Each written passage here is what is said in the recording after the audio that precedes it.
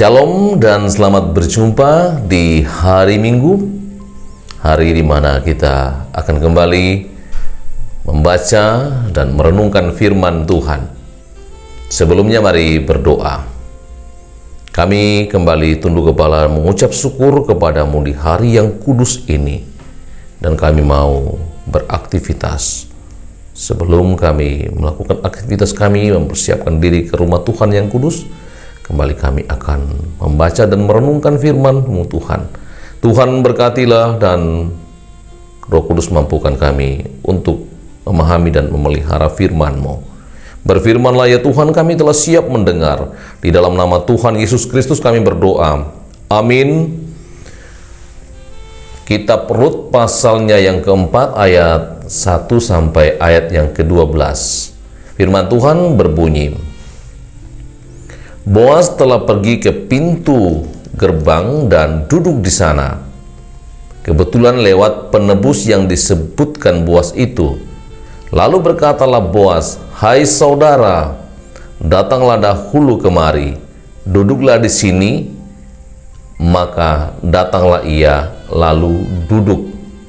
Kemudian dipilihnyalah 10 orang dari para tua-tua kota itu dan berkata, "Duduklah kamu di sini." Maka duduklah mereka.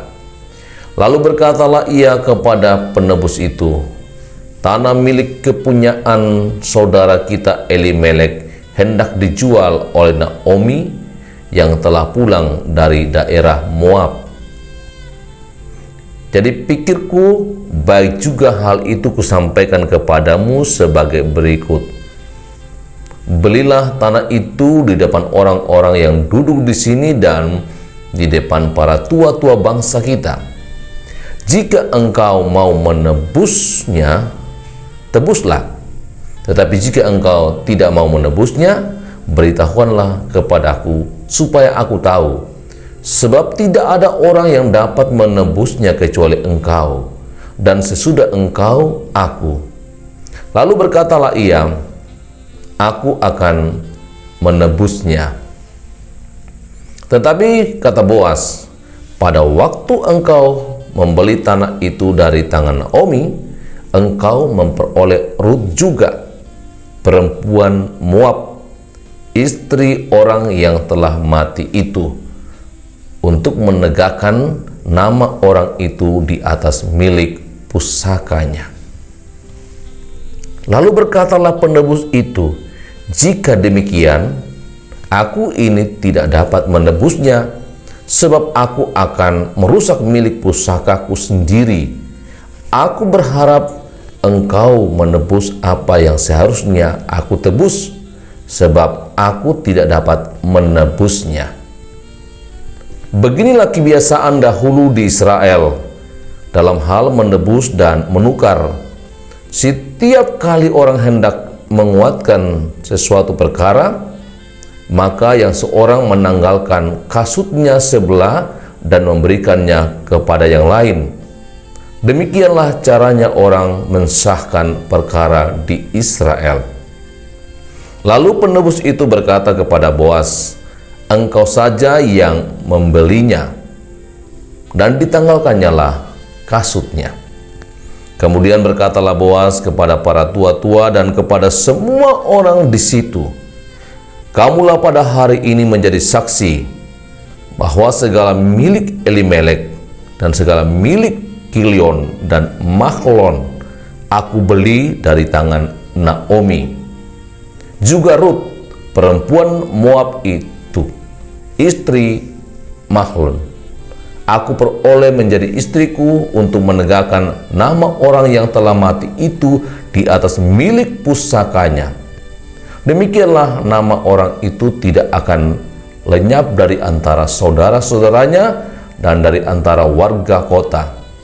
Kamulah pada hari ini menjadi saksi." Dan seluruh orang banyak yang hadir di pintu gerbang dan para tua-tua berkata, "Kamilah menjadi saksi. Tuhan kiranya membuat perempuan yang akan masuk ke rumahmu itu sama seperti Rahel dan Lea, yang keduanya telah membangunkan umat Israel. Biarlah engkau menjadi makmur di Efrata, dan biarlah namamu termasyhur di Betlehem. Keturunanmu kiranya menjadi seperti keturunan Peres yang dilahirkan Tamar bagi Yehuda, oleh karena anak-anak yang akan diberikan Tuhan kepadamu dari perempuan muda ini. Sampai di situ bacaan firman Tuhan. Tema renungan hari ini, Sang Penebus. Saudara-saudara yang dikasihi Tuhan, menemukan orang yang memiliki ketulusan di zaman ini sudah sangat sulit sekalipun ada. Apalagi ketika berbicara soal menerima orang lain apa adanya. Manusia terkadang melihat bibit, bebet, dan bobotnya dulu, baru mau menolong atau menebus apalagi. Teks bacaan kita, Boas adalah tuan tanah yang kaya dari Betlehem, petani yang murah hati.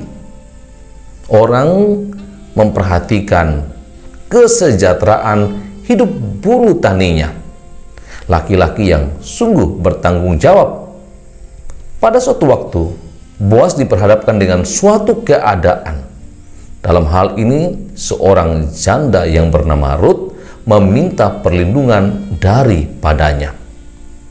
Sebagai seorang yang bertanggung jawab akan hal tersebut, maka ia tahu bahwa sebelum dirinya masih ada yang lebih berhak akan hal itu. Ia tidak melakukan sesuatu yang ceroboh, tetapi ia sangat menyadari ada kerabat yang lebih dekat yang harus menebusnya lebih dulu sebelum dia. Saudara-saudara, apa yang terjadi dalam teks bacaan kita, ternyata penebus pertama tidak melakukan apa yang seharusnya ia lakukan, karena ia tidak mau menegakkan keturunan dari Elimelek, khususnya Mahlon yang adalah suami dari Rut. Ia menolak untuk menegakkan itu dengan alasan seperti dalam teks bacaan akan merusak reputasinya, merusak nama baiknya. Dan dalam teks ini ada yang namanya Boas yang siap dan sedia untuk melakukan apa yang menjadi tradisi di Israel, menebus sekaligus menegakkan keturunan atas orang yang telah kehilangan suami yang adalah pemilik lahan itu. Saudara-saudara, Boas sebagai kerabat berikutnya yang juga bertanggung jawab akan hal itu, di depan para saksi ia menyatakan kesediaannya tanpa memperhitungkan hal-hal yang seperti dilakukan penebus yang sebelumnya, yang seharusnya menjadi penebus pertama. Boas memberikan perlindungan seperti yang diminta oleh Rut. Boas mengangkat nama atau derajat dari keluarga Naomi dengan cara menebusnya. Inilah respon Boas yang dipakai Tuhan untuk menyatakan anugerah dan belas kasihnya kepada Rut.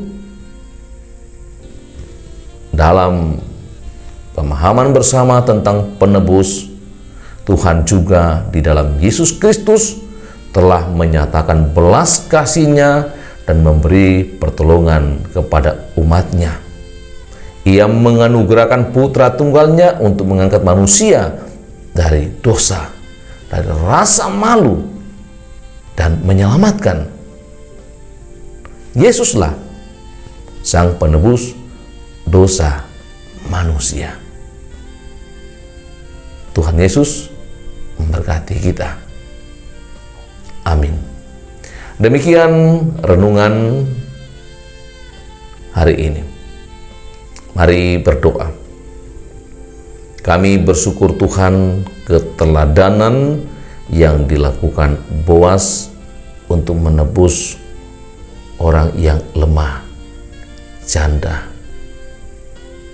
Karena itu kami banyak belajar bagaimana Tuhan juga yang menjadi sang penebus kami atas dosa manusia, mengangkat derajat kami bukan lagi sebagai hamba tetapi sebagai anak-anak-Mu. Kiranya kami pun akan terus menyatakan cinta kasih kepada sesama kami dan tidak memandang rendah siapapun, karena masing-masing kami adalah ciptaan Tuhan yang mulia, baik adanya. Jikalau kami berbeda karena talenta, karena karunia, karena kemampuan dan sebagainya, biarlah masing-masing memerankannya dengan baik guna menolong sesama. Dan Tuhan lindungi setiap kami yang mempersiapkan diri untuk beribadah bersama dengan jemaat, dan Engkau memberkati kami sehingga kami sungguh menjadi anak-anak Tuhan yang setia. Berkati dan lindungi kami hari ini. Dalam nama Tuhan Yesus Kristus kami berdoa. Amin. Demikian renungan dan doa hari ini. Tuhan Yesus sayang kita semua.